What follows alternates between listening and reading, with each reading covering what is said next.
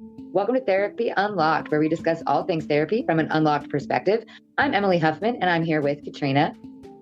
Hello, Katrina Mondragon, licensed professional counselor. All right, so like I said, I am a professional, but not your professional, so nothing we're going to talk about today should be taken as medical, legal, or otherwise advice. This podcast is purely for education and amusement. That is it. That's the disclaimer. Education, amusement, and because I would like to be famous. So please like, subscribe, follow, engage, hate on us, join the conversation, find us on YouTube, find us on Instagram, find us anywhere where you listen to podcasts, because I love a creeper and I love a hater and I love a lover. So if you like the podcast, if you dislike the podcast, I'd like to hear from you. Almost scientific, almost sci-fi level interesting that we have gotten to the point that we can map a brain and tell what's going on in said brain, where the thoughts are occurring, is something I didn't think I would maybe ever see in reality during my lifetime. That's amazing.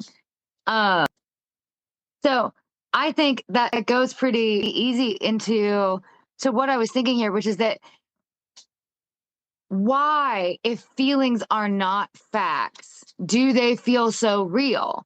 And my thought is just that because our body believes the story, you start to think about something that is causing you stress or causing you anxiety, and you will then oftentimes physically exhibit the signs of it. You may have an increased pulse rate. You may have more rapid breathing, something along those levels. Look at somebody having a severe panic attack. They definitely are having a physiological response.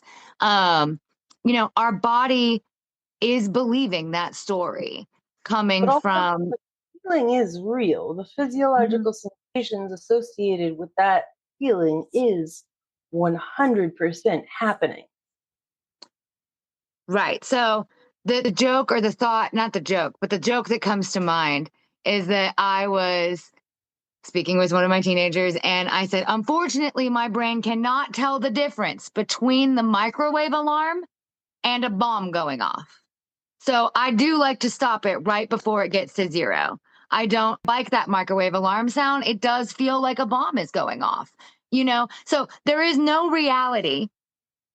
There's no reality to that. There's no, that microwave alarm didn't do anything to me, but it feels inherently true that it's attacking me. It's that thing is just jumping out and it's coming for me. And I get anxiety from it. So that's why I say the joke, because it's not a joke. Absolutely, it isn't. But when it's something silly like that, if a bag of Legos hits the floor, oh my gosh. Like, it might as well be the tornado sirens going off outside. I cannot tell the difference. My brain cannot tell the difference. So just tying it back to everyday life, when we can't tell the difference, we have no choice but to assume that there's going to be times that we should invalidate, or I don't know. I feel I have no choice but to assume there are times that I need to, for lack of a better term, invalidate my feelings and say, okay, why am I reacting this way? And is my reaction worth it? I think feelings are always valid. Mm-hmm. Always. Feelings are not facts. And so when you check the facts, you can decide how to proceed behaviorally in a mindful way. I like that. Proceed behaviorally in a mindful way. That's an excellent way to put that. You got to use that curiosity and say, what is this feeling telling me? I think that's probably the first question I will ask myself. I think one of the best things I learned in marriage counseling for my marriage that failed was to walk back my own behavior. No, the marriage didn't work out, but I took something great back with it, which is that if I walk into a scenario and I didn't like it, I will first walk back my own behavior. My natural curiosity. Curiosity, because listening to the feelings is functional. Feelings have functions, and the purpose of feelings, like people think, what's the fucking point? The function of feelings is survival. If I bite into an apple and experience disgust and spit that shit out, I might have just saved my life. That guy who walked into his office and saw the snake and experienced fear and ran away probably saved his life if it was a poisonous snake. So our feelings are functional if we listen. If we shove it down, suck it up, don't feel, don't talk, and don't trust, then those things that we don't acknowledge are going to increase. So it's kind of like quicksand. I don't know if you know this, the way out of quicksand is not to struggle. If you struggle in quicksand, you will sink faster. And so the same is true of an intense emotion. The more we resist, the more intense the internal distress. So to get out of quicksand, you lay back, like you actually lay in quicksand and then roll out to distribute your weight. So you experience anxiety in order to get out of it. You go through it. I definitely thought quicksand was going to be a bigger problem in my adult life as a child than it actually is.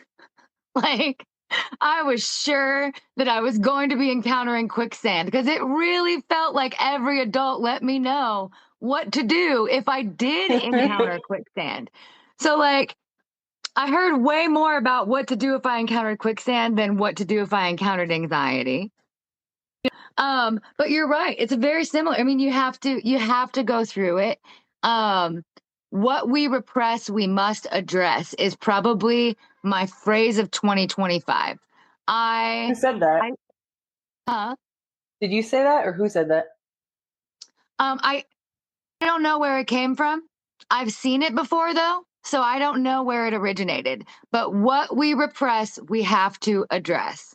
Like, I've seen it online, I've seen it in comments, and it is so aggressively true for me, at least. If I push something down, one of my favorite jokes is to tell my friends to put it in their feeling jar because we have things to do. Shove that down in your feeling jar, close it up real tight. I'm sure you'll never have to deal with it again. I'm sure it will not explode. I'm sure it will not overfill.